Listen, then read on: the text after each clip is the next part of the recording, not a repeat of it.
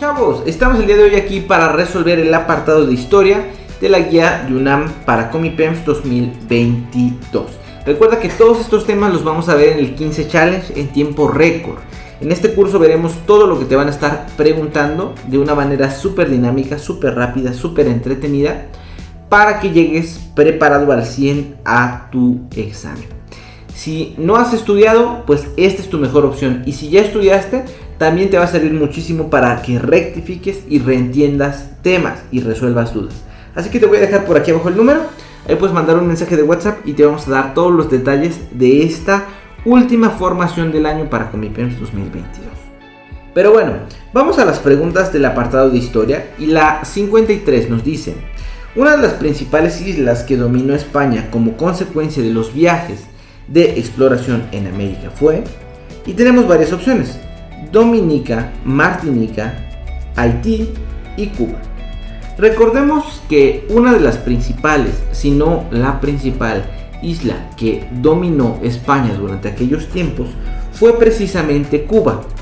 Cristóbal Colón la termina descubriendo en 1492 y en años posteriores los españoles se asientan ahí y la terminan usando pues como centro comercial, como base militar de España, ¿no? Posteriormente Cortés va a partir precisamente de Cuba para llegar a la conquista de México y demás, ¿no? Entonces la respuesta sería D, Cuba. 54. Forma de gobierno donde el poder recae en un solo soberano. La respuesta para esta pregunta sería el absolutismo. Tenemos ahí 4 posibles. ¿Por qué el absolutismo? Recordemos que durante aquellos tiempos antiguos había un modelo llamado absolutismo. Y el modelo absolutista lo que nos decía es que el poder recaía en una sola persona. Él poseía el poder absoluto de todo. Él decidía cómo se cobraban impuestos y de cuánto eran, cuáles leyes eran las que se aplicaban. Él decidía absolutamente todo. No era como ahora que hay alguien que aplica la ley, que son los policías, ¿no? Alguien que aprueba las leyes, que son diputados y senadores, y alguien que las propone, ¿no? Que es el poder ejecutivo. En ese tiempo no existía así. Él cumplía las 3 funciones. Él proponía la ley, aplicaba la ley y además todo giraba en torno a él. Era un poder absoluto, sin límites básicamente. Por lo tanto la respuesta sería el inciso D. 55. Según el nacionalismo del siglo XIX, ¿qué determina lo nacional en cada estado? La respuesta sería el inciso A, el sentimiento de colectividad derivado del idioma, costumbres e historia común. Entendamos el nacionalismo como una ideología que algunas personas practicaban o practican, ¿no? En donde creen que su nación, que su país es superior a otras. Bajo esta premisa, ¿no? Pues se han llevado actos de imperialismo, que si quieres saber qué es el imperialismo, te voy a dejar por aquí arriba otro video que grabé hace algún tiempo. Pero el nacionalismo es básicamente creer que una nación es superior a otra por su idioma, por sus costumbres o por su historia o por su economía, entre muchos otros rasgos. Por lo tanto, respuesta correcta para la 55 sería el inciso A. Pregunta número 56. Características del fascismo italiano.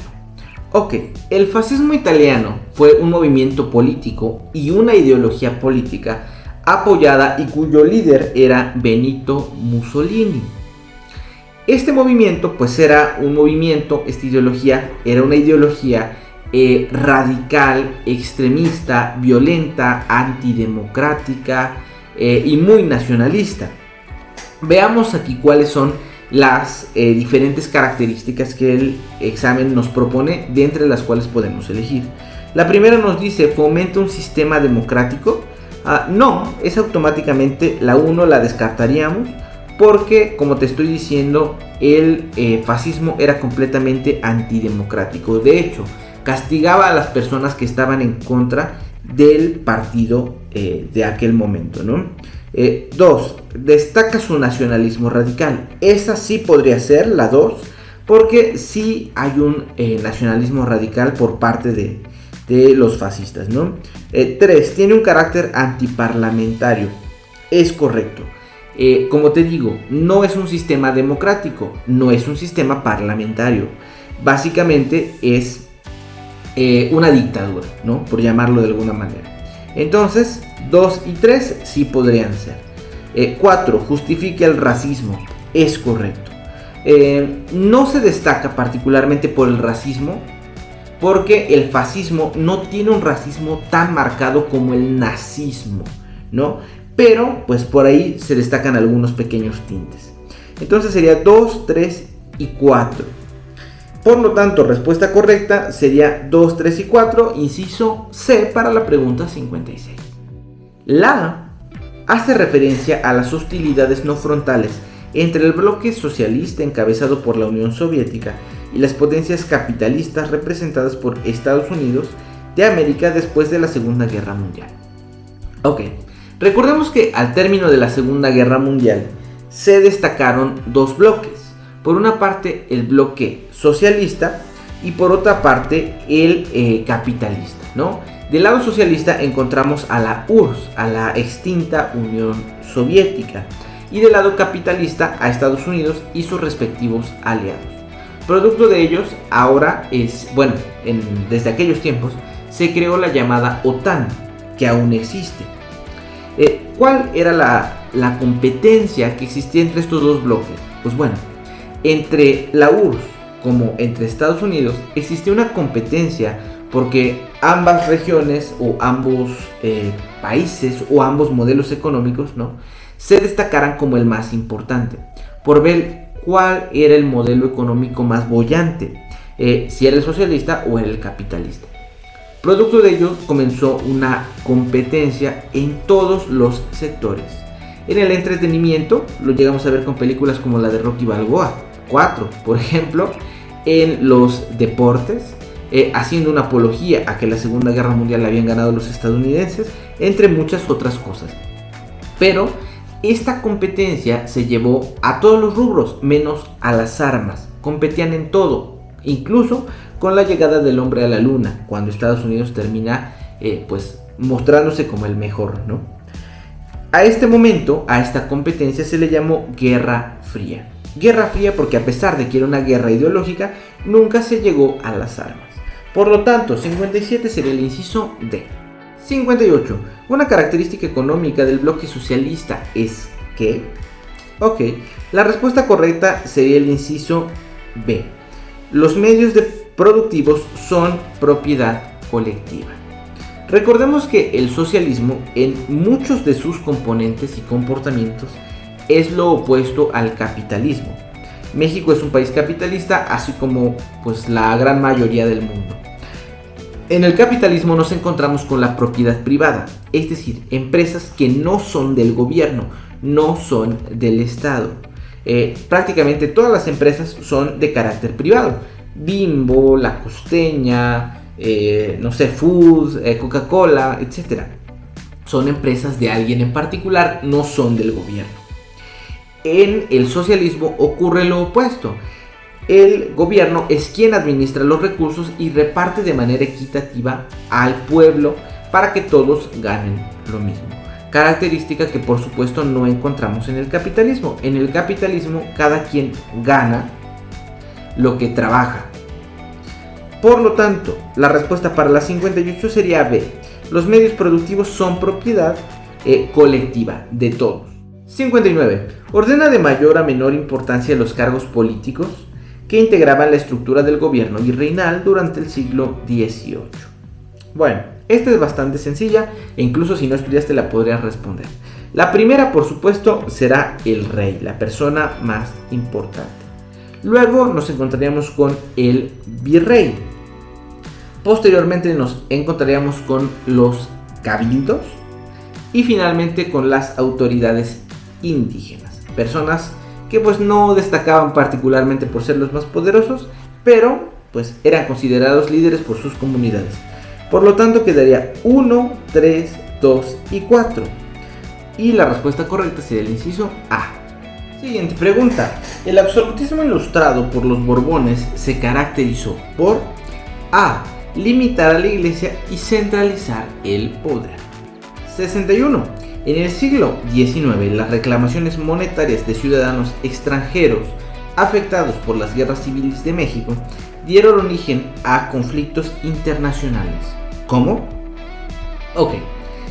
Aquí en esta pregunta se nos dice, reclamaciones monetarias de ciudadanos extranjeros afectados por las guerras civiles.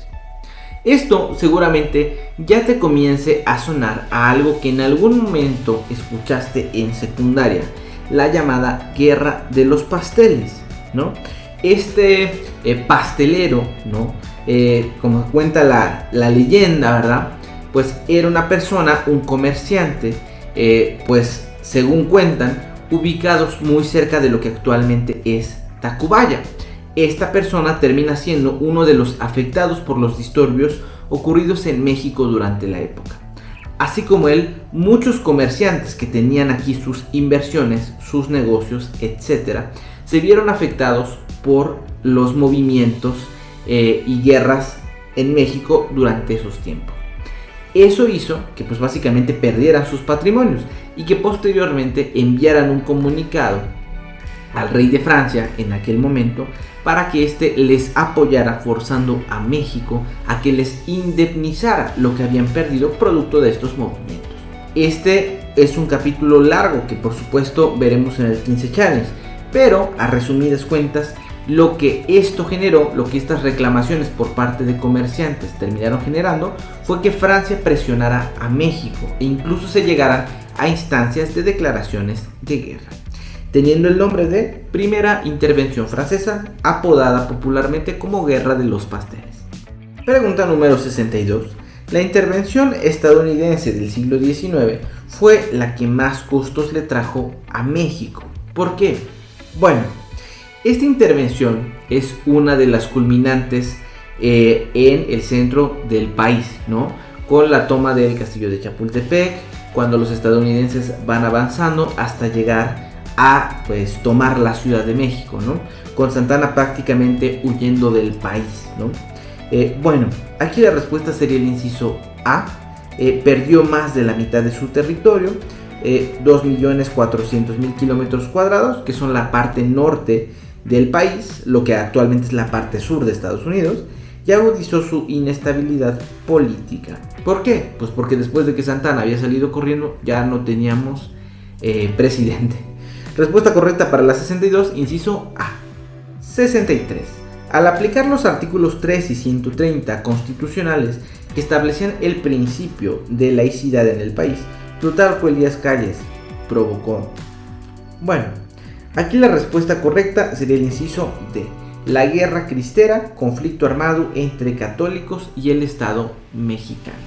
Recordemos lo siguiente. En este pasaje ya de la política o de la era moderna del país, nos encontramos con un Plutarco Elías Calles que está en contra de los privilegios de la iglesia, ¿no? Ya esto se venía peleando en periodos anteriores, desde los tiempos de Juárez y las reformas, pero en este periodo más reciente, pues lo que hace Calles es ser mucho más estricto con la iglesia, ¿no? Quitándoles propiedades, descentralizando el poder que la iglesia tenía e incluso poniendo pues algunas sanciones a quien practicara la religión católica fuera de los templos. O sea, tú no podías andar rezando en la calle, básicamente, entre muchas otras cosas. Esto por supuesto a los líderes eclesiásticos, a la gente de la iglesia, no le gustó, y pues básicamente, ¿no?, reuniendo a las congregaciones, reuniendo a la gente, reuniendo a los fieles a la iglesia católica, pues pidió mostrar su inconformidad, ¿no? Básicamente a punto de marchas, protestas, por momentos incluso violentas, ¿no? A este periodo le llamamos Guerra Cristera, que fue el conflicto armado entre la iglesia y el Estado o el gobierno, como también le podemos llamar, mexicano. Respuesta correcta, 63, sería el inciso D. 64. Organismo para promover la participación ciudadana que surgió de los movimientos sociales en México después de la década de 1980. La respuesta sería D. El Instituto Federal Electoral. que en la actualidad ya no lleva ese nombre, sería el Instituto Nacional Electoral, el INE, básicamente, ¿no? Por lo tanto, respuesta correcta, inciso D para la última pregunta de historia. Y pues nada, como te comenté antes, todos estos temas los voy a estar explicando a profundidad en el 15 Challenge. Inscríbete, nos quedan muy pocos lugares. Te mando un fuerte abrazo y nos vemos el día de mañana con un video.